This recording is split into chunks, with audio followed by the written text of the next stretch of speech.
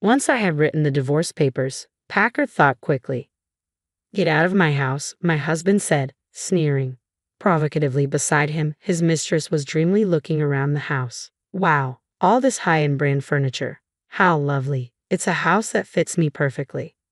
I felt a twinge at those words and reminded my husband, "Just so you know, I'm taking all my personal things with me on moving day." Okay then, my husband looked at me as if he was about to burst out laughing. "Of course, if your stuff was left behind, it would just remind me of the miserable days we've had so far." Apparently, he still doesn't understand the true meaning of my words. Just watch. Make sure you don't regret it later. My name is Karen. I'm a 26-year-old interior coordinator. My husband Joseph is 31 and works in the construction industry. We met through our hobby of DIY and have been married for a quick 3 years. At first, we cared for each other, but now I feel grateful we didn't have children. The reason is that Joseph has become too self-indulgent. After coming home, he carelessly takes off his coat, eats the meal I've prepared while complaining, doesn't even clean up, and retreats to his room. Before marriage, we made various agreements, one of them being shared household chores. Joseph and I decided to share them equally, but now I'm taking on almost all the housework. I pointed out to Joseph that he should do his share of chores, but incredibly, he made this excuse. Housework is easy, so it's natural for women to do it. Men have to take responsibility for work, so I don't want to do all this work. He started to easily throw this rigid opinion at me, which he had never voiced before our marriage. The fact that I earned more than Joseph has also played a big part in him turning against me. By the time I reached Joseph's age, I was planning to be independent and should be able to increase my income even more. Perhaps sulking about that, Joseph put only the bare minimum of his earnings into the house without saving and spent it however he liked. He was so reckless with money that I warned him time and time again, but he stubbornly refused to change. My hard-earned money. How greedy can you be to still want more? Not content with just that, he exaggerated to his co-workers that his wife was an outrageous miser, winning their sympathy. It was Joseph's generosity with money and the perception of domestic unrest that attracted his affair partner Linda. She's 24 years old, working at Joseph's company as a temporary employee. There are a few young men at my husband's company, and even those a bit older are still considered young. That's probably why 31-year-old Joseph caught her eye. "Gosh, Joseph, if I had a handsome husband like you, I'd take care of him forever." Believing her words, my husband quickly became infatuated with Linda. I noticed Joseph's infidelity about 6 months ago, just when the affair had begun. One day, an unknown woman called Joseph's mobile phone, and when I searched for her name on social media, I found Linda. Today's date with my future husband at a fancy restaurant. I'm so nervous since it's my first time, she posted such words along with several photos of a man recognizable as Joseph. I saved all of them and also retrieved their exchanges from Joseph's mobile phone. From the dates, conversations, and information about the places they visited, there was no doubt that he was cheating. When I found out about my husband's infidelity, I was neither angry nor sad. I just felt empty. I understand that getting lectured when coming home tired isn't comfortable, but all those things were necessary for our future. Maybe it was too harsh, but to have an affair just because you're fed up with family after only 3 years? I let out a heavy sigh. Certainly, I can't afford to be down and do nothing. I've been working hard, thinking that compromise was necessary between us. But I simply couldn't tolerate the cheating anymore. I decided to divorce him. I started looking for a lawyer to end my marriage with Joseph. 1 month later, on a Saturday, I decided to bring Joseph and Linda together for a discussion. Naturally, they were shocked when I contacted Linda. They probably never thought I would find out about the affair, but perhaps out of joy for the marriage, Linda seemed really thrilled. She neither apologized nor tried to justify the affair.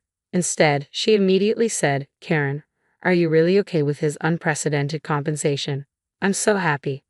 I calmly replied to her, "That's right. Joseph and I decided before our marriage not to divide our assets."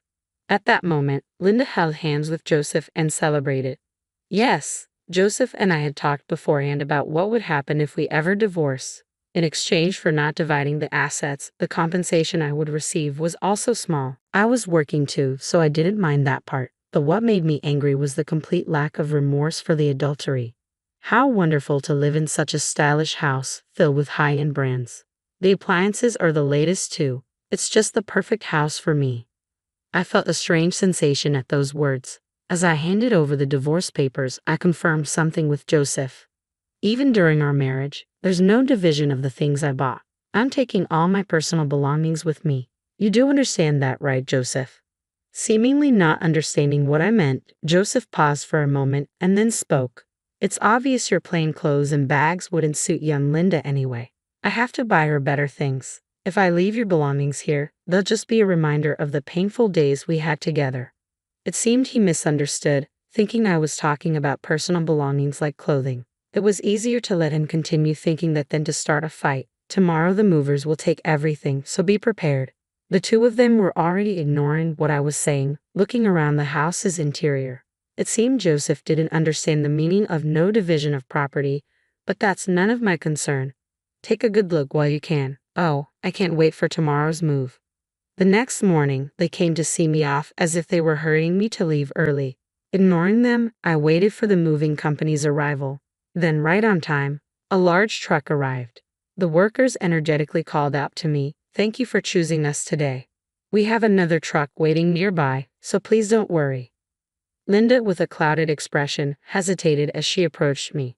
"Do you have that many personal belongings?" I held back a laugh and barely managed to answer. The house itself belongs to Joseph, but all the appliances and furniture are mine. That's why I said there will be no division of property, remember? Hearing that, Joseph rushed to me, his face turning bright red. "All the furniture and appliances are mine. They've been in this house for 3 years. Just take your stuff and get out quickly." I had reached my limit and finally burst out laughing. I had a feeling, but he really didn't understand what no division of property meant. And just because it's been in the house for a few years, it's his? You must be joking. Hey, you're not really planning to take everything, are you? Perhaps panicked by my attitude, Joseph lowered his voice to check with me. Meanwhile, the movers were steadily continuing to transport the furniture. "Don't worry, the only memories of living with you I'll leave behind." Then Joseph, in a panic, ran to the study. I always kept copies of the receipts there, so he must have gone to check which pieces of furniture were being taken. The checking was in vain. There's not a single piece of Joseph's furniture or appliances in this house. Joseph inherited this house from his parents, who owned it as a rental property. Not wanting to spend money on his personal life, he had furnished it all with second-hand furniture and appliances. When we got married, Joseph disposed of all the furniture he had, so I bought all the furniture and appliances. Of course, all were the latest and luxurious, famous brand items.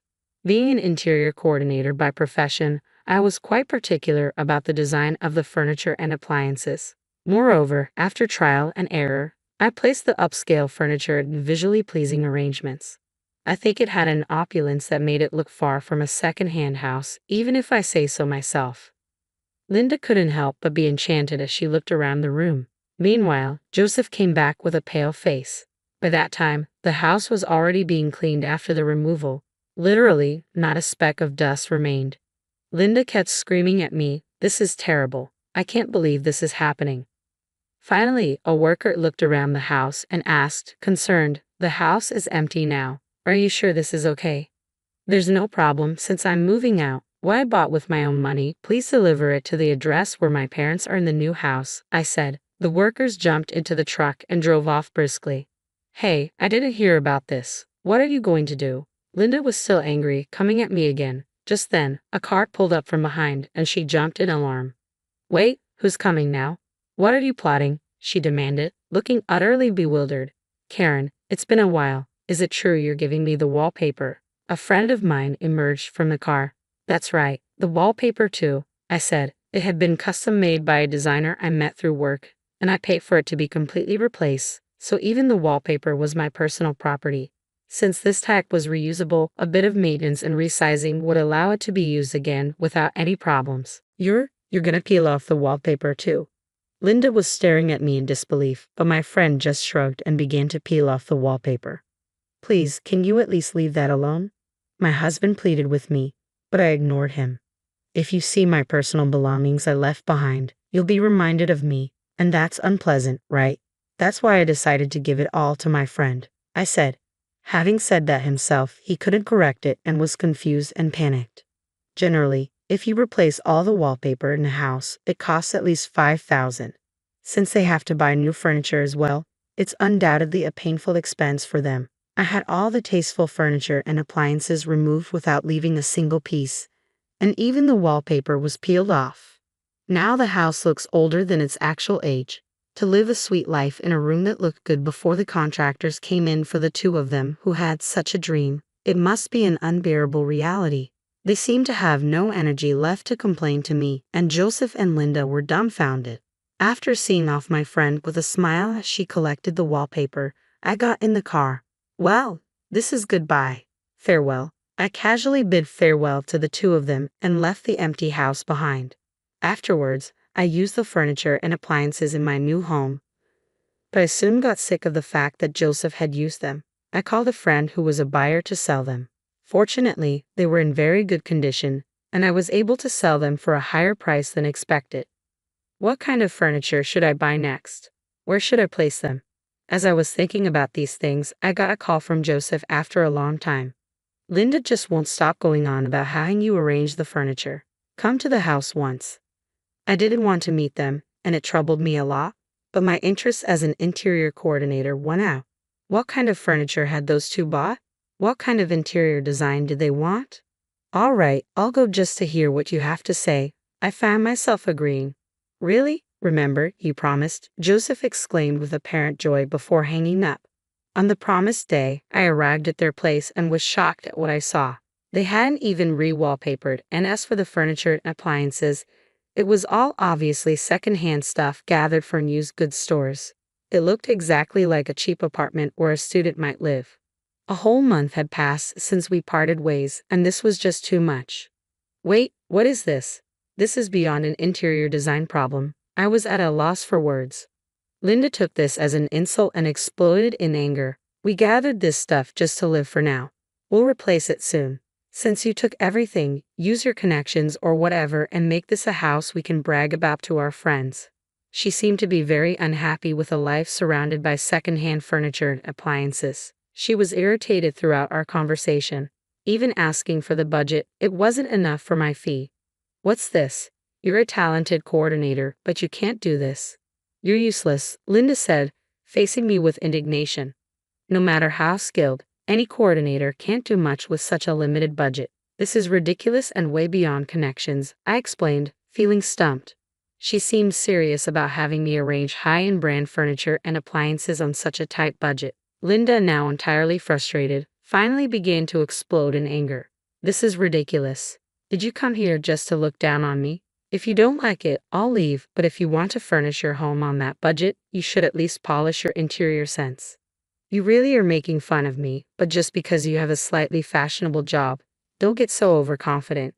Hey, stop it. Joseph tried to calm Linda down with a weary look on his face. Joseph, say something to her, Linda demanded. Just stop it, both of you. Linda, please be quiet. I'm sorry for the noise. After everything, I had to marry Linda. But as you can see, she's angry all the time, and it's tough every day, Joseph said, his voice weary. Apparently, after I left, they had a big fight in the now empty house. Linda had already quit her job to get married and hadn't reported the marriage to her parents, so she had nowhere to go. Joseph confessed that he married Linda solely out of compromise so she would take care of the housework. But such a marriage was bound to fail, and thus he had given up so soon. Please, Karen, help me fix our relationship again, begged Joseph. I responded, clearly annoyed. What's this? Planning to cheat on me next? No, the thing with Linda was just temporary confusion. After you left, I realized that there's no one more wonderful than you. Karen, you're not serious, are you?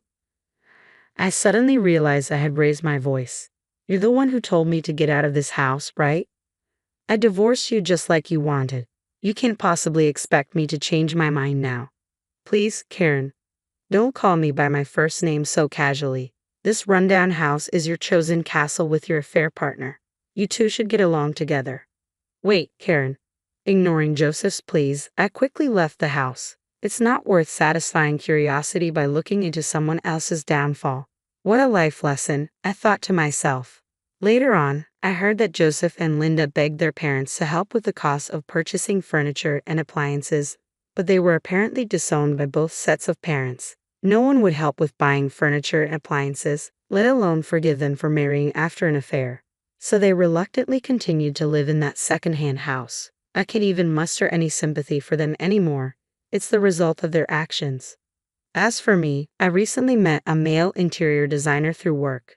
Lately, on weekends we've been going out together quite often. I've been cautious about dating men for a while, but maybe it's time to think about starting a new life. With those thoughts in mind, I'm off on another date today.